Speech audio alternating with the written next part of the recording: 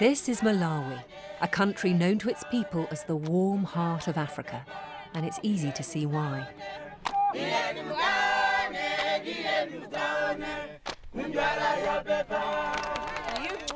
beautiful!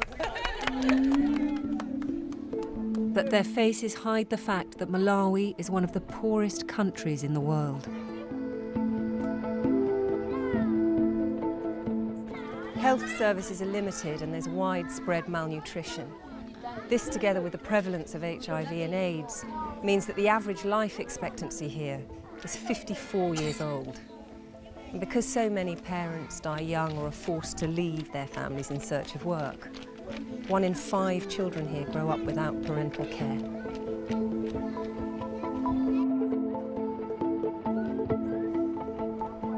I've come to visit 17-year-old Elatina.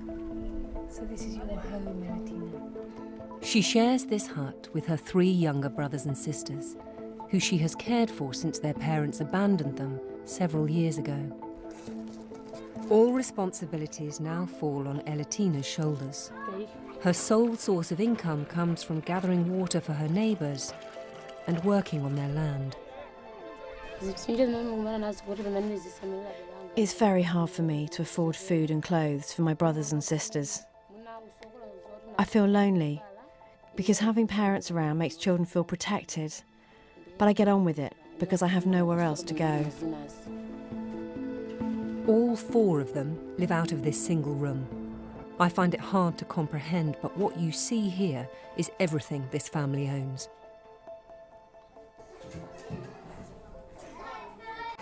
My children are very lucky.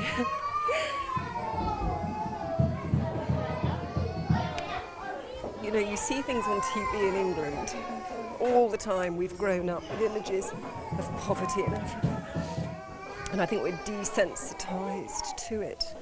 When you see these children have absolutely nothing. And it's shocking and overwhelming.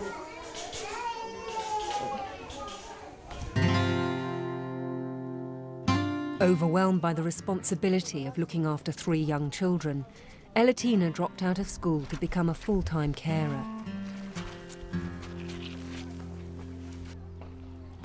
She is one of 300 children in her community living without a mother or a father. As the mother of 2 very small children, I find it excruciating seeing so many young children here being brought up without parental care.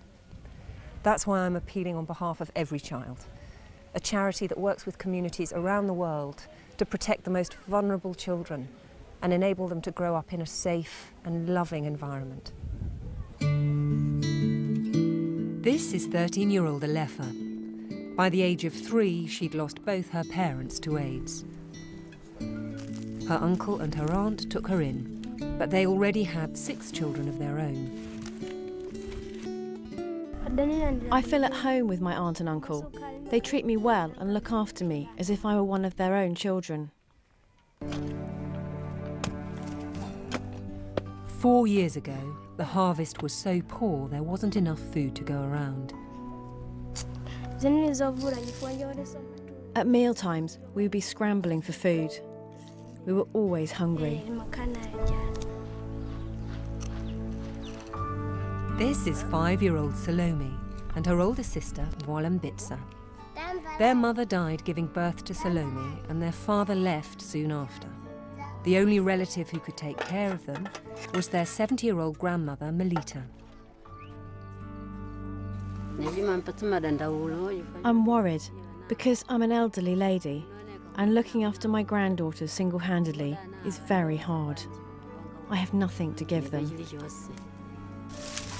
Having struggled all of her life, Melita wants her grandchildren to have a different future.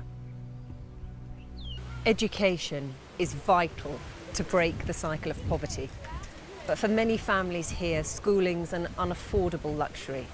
The charity believes that every child has the right to go to school.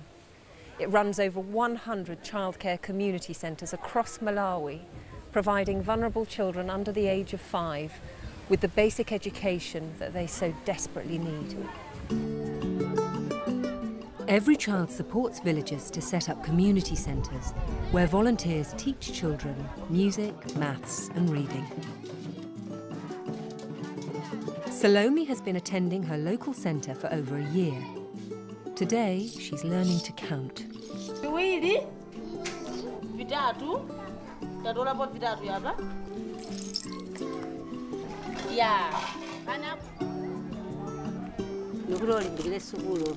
I hope Salome will be ready to start primary school next year.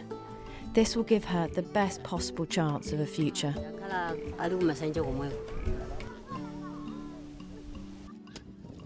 More than 80% of the population in Malawi is rural, so most people rely on the land for both food and income.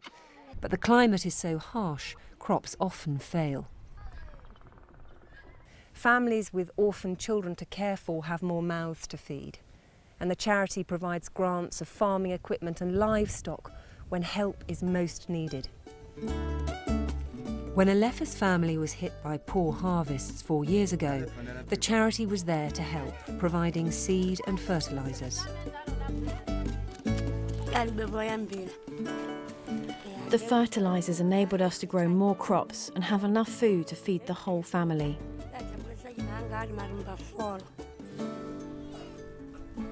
The charity also loans goats to vulnerable families because the offspring can provide both income and food.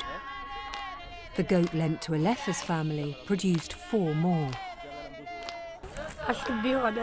When times were really hard, we sold some goats. With the money from one, we bought school uniforms for Alefa and our children, which meant they were able to go to school.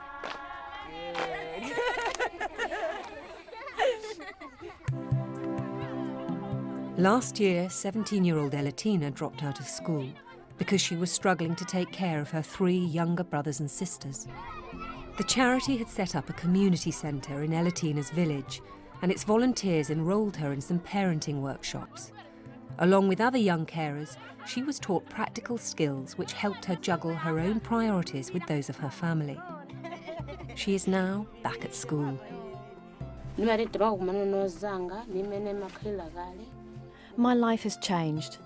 I used to just sit here alone. Spending time with other young carers has given me a purpose in life.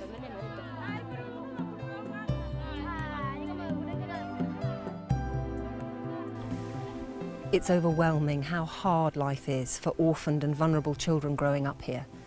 And I can't even begin to imagine what it would be like without the presence of the charity here. The support and opportunities that EveryChild gives enables these children to be safe, to live, and to have the very best chance of a future, surrounded by people who really care for them. Please donate by going to the website everychild.org.uk. And if you don't have access to the internet, please call 0207 749 2468. And if the lines are busy, please keep trying. Calls are free from most landlines. Some networks and mobile operators will charge for these calls. If you'd like to post a donation, please make your cheque payable to EveryChild and send it to EveryChild, 4 Bath Place, Rivington Street, London EC2A 3DR. Remember, if you're a UK taxpayer, the charity can collect gift aid on your donation worth another 25%. Just send in a note to say you want your donation to be subject to gift aid and include the date and your full name and address. Thank you.